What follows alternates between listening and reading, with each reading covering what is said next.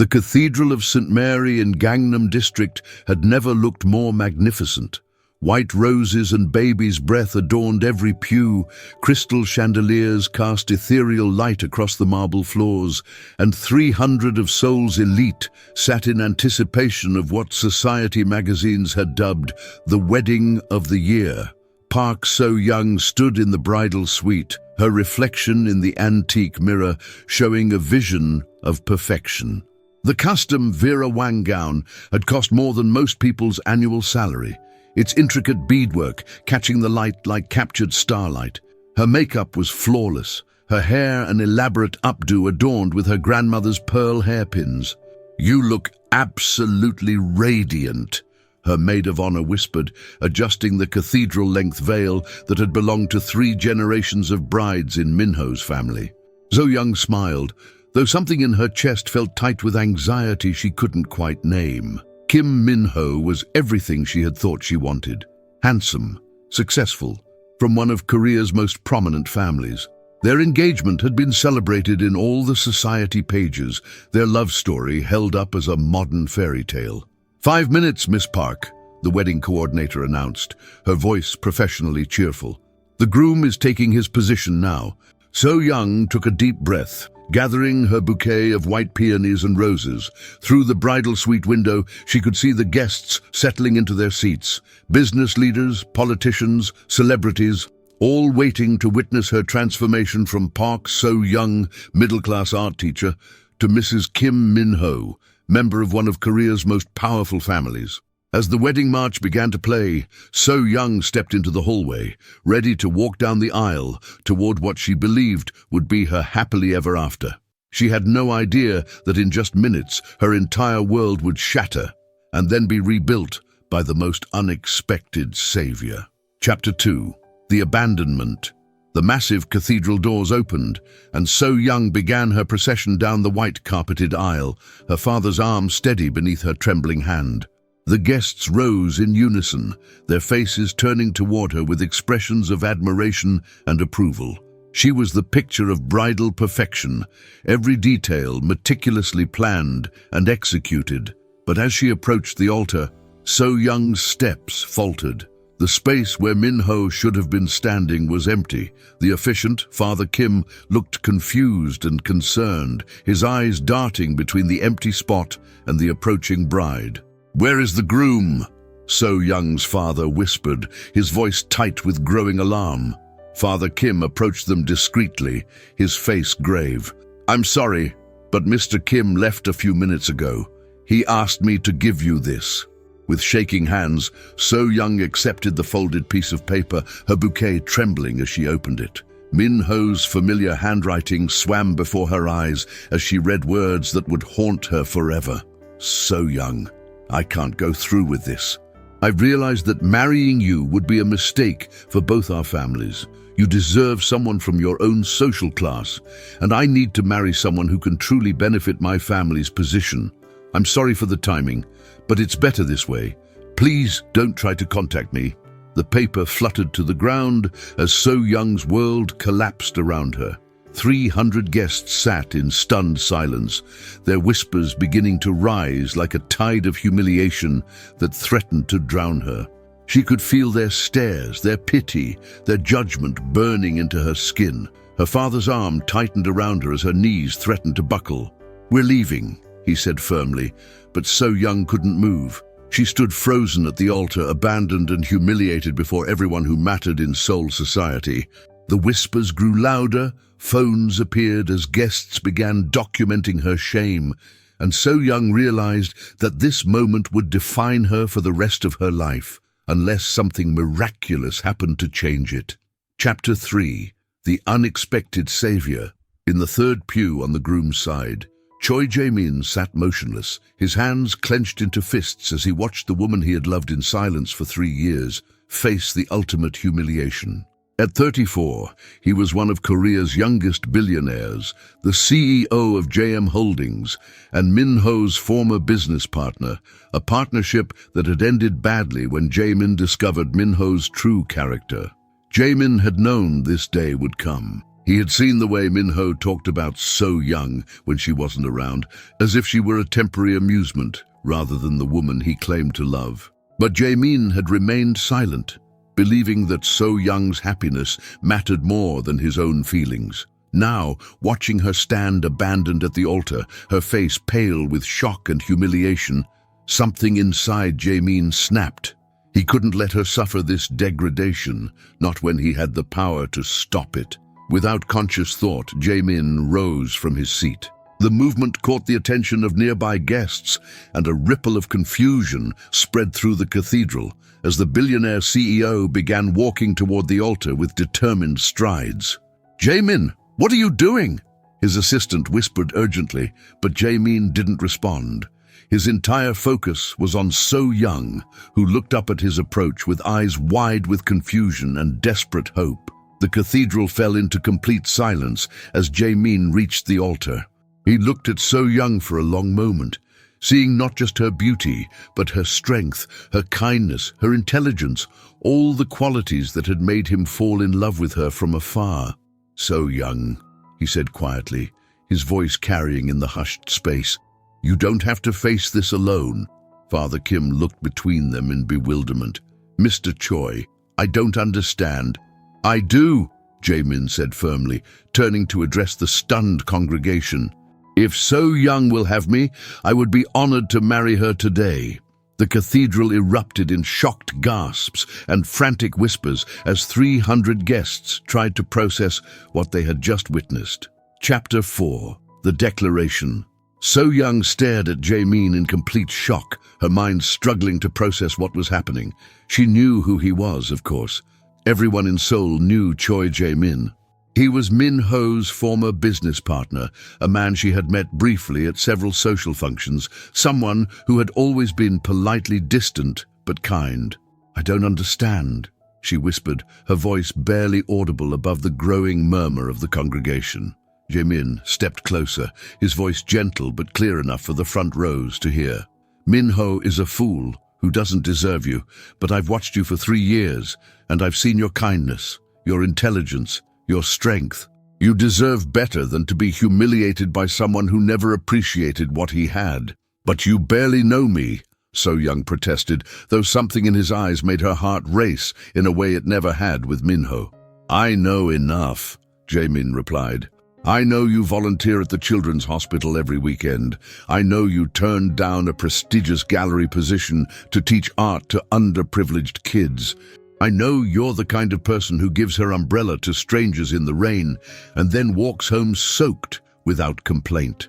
So Young's eyes widened. How could he know such specific details about her life? "I know this is sudden and unconventional," Jae-min continued, his voice growing stronger with conviction. "But I'm offering you a choice. You can walk out of here humiliated and alone, or you can marry me and show everyone that you're worth more than Min-ho ever realized." The cathedral was in chaos now, guests standing and craning their necks to see better, phones recording every moment of this unprecedented drama. So Young could hear her mother crying somewhere behind her, could feel the weight of hundreds of stares. "Why?" she asked, searching his face for deception or pity.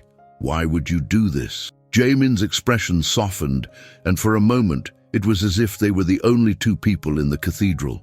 "Because someone should fight for you, and because I should have done this 3 years ago." Chapter 5. The Decision. So Young felt the world spinning around her as she tried to process Jae-min's incredible offer. Behind her, she could hear her parents whispering urgently, her mother's sobs mixing with her father's confused questions. The guests were no longer pretending to be discreet. Phones were openly recording, and the whispers had become a roar of speculation. "So Young," her father said, approaching carefully, "we should leave. This has gone too far."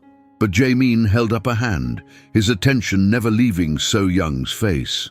"The decision is hers to make." So Young looked at this man who had just offered to save her from the greatest humiliation of her life. She had always thought of Jae-min as intimidatingly successful, someone who moved in circles far above her own. But now, seeing the sincerity in his eyes, the way he was willing to risk his own reputation to protect hers, she saw something else entirely. "If I say yes," she said quietly, "what would this mean? What would you expect from me?" "Nothing you're not willing to give," Jae-min replied immediately. "This would be a marriage of convenience, at least initially. You would have my protection, my name, and my respect. Anything beyond that would be entirely your choice." So Young glanced around the cathedral, seeing the faces of people who had come to witness her fairy tale wedding and were instead watching her greatest nightmare unfold. She thought of Minho, probably already on a plane to somewhere far away, leaving her to face the consequences of his cowardice alone. Then she looked back at Jae-min, who was waiting patiently for her answer, his expression calm despite the chaos surrounding them. In his eyes, she saw something she had never seen in Minho's, genuine respect and admiration. "Yes," she said, her voice growing stronger with each word. "Yes, I'll marry you." The cathedral erupted in shocked exclamations, but Jae-min smiled, the first genuine smile So Young had ever seen from him, and offered her his arm. "Father Kim," Jae-min said to the bewildered officiant, "I believe we have a wedding to perform." Chapter 6. The Impromptu Ceremony. Father Kim looked between So Young and Jae-min with obvious confusion, then at the chaos erupting throughout the cathedral. "This is highly irregular. I need to verify that Mr. Choi is legally able to marry, and there are documents. I have my identification," Jae-min said calmly, producing his wallet. "I'm unmarried, of sound mind, and over the legal age. The license was issued for this date and this location. The name of the groom can be amended." So Young watched in amazement as Jae-min handled the logistics with the same efficiency he probably brought to billion-dollar business deals. Within minutes, he had convinced Father Kim that the ceremony could legally proceed and had somehow managed to quiet the congregation enough for the wedding to continue. "Ladies and gentlemen," Father Kim announced, his voice carrying over the murmurs, "we will now proceed with the marriage of Park So Young and Choi Jae-min." So Young felt surreal as the ceremony began. This morning, she had been preparing to marry Minho, and now she was standing beside a man she barely knew, about to become his wife. Yet somehow, it felt more right than anything had in months. "Do you, Choi Jae-min, take Park So Young to be your lawfully wedded wife?" Father Kim asked, his voice steadier now. "I do," Jae-min replied, his voice clear and certain as he looked directly into So Young's eyes. "Do you, Park So Young, take Choi Jae-min to be your lawfully wedded husband?" So Young hesitated for just a moment, acutely aware that this decision would change her life forever. Then she thought of Jae-min's kindness, his willingness to sacrifice his own comfort to save her from humiliation, and the way he had looked at her as if she were precious. "I do," she said firmly.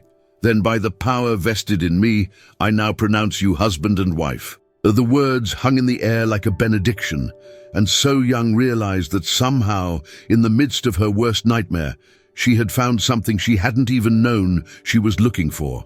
Chapter 7. The First Kiss. "You may kiss the bride," Father Kim announced, and suddenly the cathedral fell into expectant silence. So Young felt her cheeks flush as she realized that she was about to share her first kiss with her new husband, a man she had known for all of 30 minutes as anything more than a distant acquaintance. Jae-min seemed to sense her nervousness because he approached slowly, giving her time to object if she wanted to. "Is this all right?" he asked quietly, so only she could hear. So Young nodded, surprised by how much she meant it. When Jae-min's lips touched hers, it was gentle and respectful, but there was something underneath, a warmth that promised this marriage might become more than just a convenient arrangement. The cathedral erupted in applause, though So Young could hear the undertone of shocked whispers and speculation. She and Jae-min turned to face their unexpected wedding guests, and she was amazed to see that many people were actually smiling, as if they had just witnessed something romantic rather than scandalous. "Ladies and gentlemen," Jae-min said, his voice carrying easily through the space, "thank you for sharing this unexpected but joyful moment with us. We hope you'll join us for the reception, which will proceed as planned." So Young stared at him in amazement. The reception? Everything was already arranged, Jae-min said practically. The food is paid for, the venue is booked, and these people need somewhere to process what just happened. Besides, he added with a slight smile, we should probably get to know each other better if we're going to be married. As they walked back down the aisle together, So-young felt the weight of hundreds of stares, but for the first time all day, they didn't feel judgmental. Instead, she sensed curiosity, admiration, and even a little envy from some of the female guests. "Are you all right?" Jae-min asked as they reached the cathedral doors. So-young considered the question seriously. An hour ago, she had been abandoned and humiliated. Now she was married to one of Korea's most eligible bachelors, a man who had just proven he was willing to risk everything to protect her dignity. "I think I'm better than all right," she said, surprising herself with the truth of it. Chapter 8. The Reception Revelation. The reception venue, an elegant ballroom in the Grand Hyatt Seoul, buzzed with an energy unlike any wedding celebration in recent memory. Guests clustered in small groups, their conversations animated as they tried to process the day's unprecedented events. So-young sat at the head table beside her new husband, still wearing her wedding dress, but feeling like she was in someone else's life. The surreal nature of the situation hit her in waves. She was married to Choi Jae-min, a man she had admired from afar, but never imagined would notice her existence. "How are you holding up?" Jae-min asked, leaning close enough that his question wouldn't be overheard by the guests at nearby tables. "I keep expecting to wake up," So-young admitted. "This morning I was marrying Min-ho, and now you're married to someone who actually appreciates you," Jae-min finished gently. So-young studied his profile as he surveyed the reception guests. "You said earlier that you should have done this 3 years ago. What did you mean?" Jae-min was quiet for a moment, his fingers absently turning the new wedding ring on his left hand. "I met you at the charity auction for the children's hospital. You were there representing your school's art program, trying to raise money for supplies.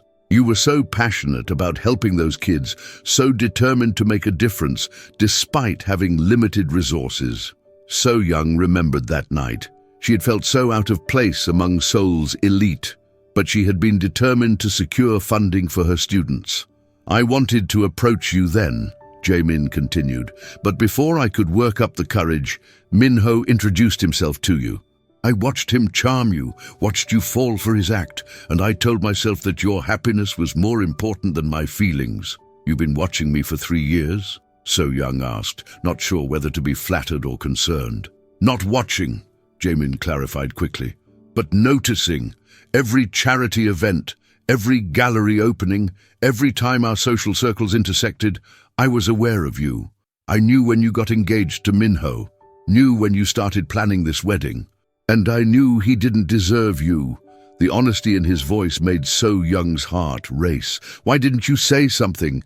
"Because I thought you loved him," Jae-min replied simply, "and because I was a coward." Chapter 9. The First Dance. As the evening progressed, the initial shock of the day's events began to settle into something resembling acceptance among the guests.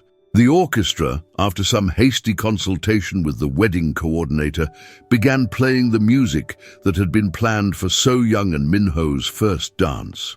"I suppose we should dance," Jae-min said, offering So-young his hand. "People will expect it." So-young accepted his hand and allowed him to lead her to the dance floor. As they began to move together, she was surprised by how naturally they fit together, how easily she followed his lead. "You're a good dancer," she observed. "Mandatory lessons as a child," Jae-min replied with a slight smile. "My mother insisted that a proper gentleman should know how to waltz." As they swayed together, So-young became acutely aware of how different this felt from dancing with Min-ho. There was a steadiness to Jae-min, a sense of security that she had never experienced before. He held her as if she were precious, his touch respectful but warm. "Can I ask you something?" So-young said quietly. "Anything." "What happens now, after tonight? Do we go home to separate apartments and pretend this never happened?" Jae-min's expression grew serious. "That depends on what you want. I have a penthouse with several guest rooms. You could stay there while we figure out what this marriage means to both of us. Or I could arrange a separate apartment for you if you prefer privacy. And if I wanted to try to make this real? So Young asked, surprising herself with the question. Jae-min's steps faltered slightly, and he looked down at her with an expression of hope mixed with disbelief. Then we would take it slowly, get to know each other properly, and see if what I've felt for 3 years could grow into something mutual. So Young felt her heart skip at the vulnerability in his voice. You really have feelings for me? This isn't just about rescuing me from humiliation? So Young, Jae-min said softly, I've been half in love with you since the moment I saw you argue with that gallery owner about giving unknown artists a chance. Today just gave me the excuse to finally do something about it. Chapter 10. The Wedding Night. Later that evening, So Young found herself in the passenger seat of Jae-min's luxury sedan, still wearing her wedding dress as they drove through Seoul's glittering nighttime landscape toward his penthouse. The day felt like a dream, or perhaps a fairy tale, that had taken an unexpected but not unwelcome turn. Are you nervous? Jae-min asked, glancing at her as they waited at a red light. Terrified, So Young admitted honestly. This morning I thought I knew exactly what my life was going to look like. Now everything has changed. We don't have to rush anything, Jae-min assured her. This can be whatever you need it to be. His penthouse was everything So Young had expected. Elegant, expensive, and slightly intimidating. Floor-to-ceiling windows offered a panoramic view of Seoul, and the modern furniture looked like it belonged in an architectural magazine. The guest room is down this hall, Jae-min said, leading her through the spacious apartment. It has its own bathroom and sitting area. You should be comfortable there. So Young nodded, though she found herself studying Jae-min's profile as he showed her around. The man who had saved her from humiliation was being incredibly considerate, giving her space and time to adjust to their new situation. Jae-min, she said, as he prepared to leave her alone. Thank you. For today, for this, for everything. I know you risked a lot to help me. I didn't risk anything that mattered, he replied. My reputation will survive. But yours? You didn't deserve what Min-ho did to you. Why do you care so much about someone you barely know? So Young asked. Jae-min paused in the doorway, his expression thoughtful. Maybe because I recognize something in you that I've been missing in my own life. Kindness, authenticity, the ability to care about others more than yourself. You make me want to be a better person. After he left, So Young sat on the edge of the luxurious bed, still in her wedding dress, trying to process the day's events. She had married a stranger, but somehow it felt like the first honest thing she had done in months. Chapter 11. The morning after. So Young woke to sunlight streaming through unfamiliar windows and the distant sound of someone moving around in the kitchen. For a moment, she was disoriented. Then the events of the previous day came flooding back. She was married to Choi Jae-min, living in his penthouse, trying to figure out what came next. She found him in the kitchen, already dressed in a business suit and reading financial reports while drinking coffee. He looked up when she entered, and his expression softened in a way that made her heart flutter. Good morning, he said gently. How did you sleep? Better than I expected, So Young admitted, accepting the cup of coffee he offered her. What time do you usually leave for work? Normally by 7, Jae-min replied, but I've cleared my schedule for today. I thought we should talk about practical matters, bank accounts, living arrangements, how we want to handle public appearances. So Young appreciated his straightforward approach, even as she marveled at how different he was from Min-ho, who had always avoided serious conversations about their future. There's something else, Jae-min continued, his expression becoming more serious. The media has gotten hold of yesterday's story.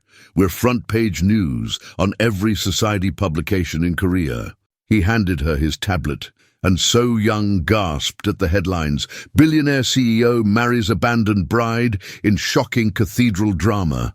The photos showed her and Jae-min at the altar, their impromptu kiss, their first dance. I'm sorry, Jae-min said quietly. I knew this would happen, but I hoped we'd have more time before the circus started. Don't apologize, So Young said firmly. You saved me from something much worse than media attention. Still, it means we'll need to present a united front. People will be watching us, looking for signs that this marriage is fake or failing. So Young studied the photos, surprised by how natural they looked together, how right it appeared. What if it's not fake? She asked quietly. Jae-min looked up from his coffee, hope flickering in his eyes. What do you mean? I mean, what if we try to make this real? What if instead of pretending to be married, we actually work on becoming married? Chapter 12. The New Beginning. 6 months later, So Young stood in the same cathedral where her life had changed so dramatically, but this time she was there for the wedding of her former maid of honor. As she watched another bride walk down the aisle toward her waiting groom, So Young reflected on how much her own life had transformed. Any regrets? Jae-min asked quietly, taking her hand as they sat in the congregation. So Young looked at her husband, really her husband now, in every sense of the word, and smiled. Only that it took us so long to get here. Their marriage had indeed become real, growing from mutual respect and gratitude into something deeper and more beautiful than either of them had expected. Jae-min had been patient, kind, and surprisingly romantic as they navigated their unusual beginning. So Young had discovered that beneath his successful exterior was a man of integrity and warmth who truly saw and valued her. I love you, she whispered, words that had become natural and true over the months of learning to be together. I love you too, Jae-min replied, bringing her hand to his lips for a gentle kiss. Thank you for giving us a chance. As the ceremony concluded and the new couple kissed at the altar, So Young thought about the strange twists of fate that had brought her to this moment. Min-ho's abandonment, which had seemed like the end of her world, had actually been the beginning of her real life. Ready to go home? Jae-min asked as they prepared to leave the cathedral. So Young smiled, thinking of the penthouse that had become truly theirs, filled now with her art and their shared memories. Ready. Idi. As they walked out into the Seoul sunshine, hand in hand, So Young marveled at how the worst day of her life had become the first day of her greatest love story. Sometimes, she reflected, the best things came from the most unexpected places, and sometimes the person meant to save you was the one you never saw coming. Their love story had begun with humiliation and rescue, but it had grown into something neither of them had dared to dream possible, a marriage built on genuine love, respect, and the courage to choose each other every single day. The abandoned bride had found her true groom, and the lonely billionaire had found his heart's home. It was, So Young thought as Jae-min helped her into their car, the perfect ending to an imperfect beginning. This powerful story reminds us that sometimes our greatest disappointments lead to our most beautiful beginnings. So Young's humiliation at the altar became the catalyst for finding true love with someone who had been quietly loving her from afar. Jae-min's courage to claim her in front of hundreds of people shows us that real love requires action, not just feelings. Their story proves that the right person will fight for you when it matters most, and that sometimes the best marriages begin not with passion, but with respect, kindness, and the decision to choose each other despite the circumstances. What did you think of Jae-min's bold declaration at the altar? Share your thoughts in the comments, and don't forget to subscribe for more inspiring stories of love, courage, and second chances.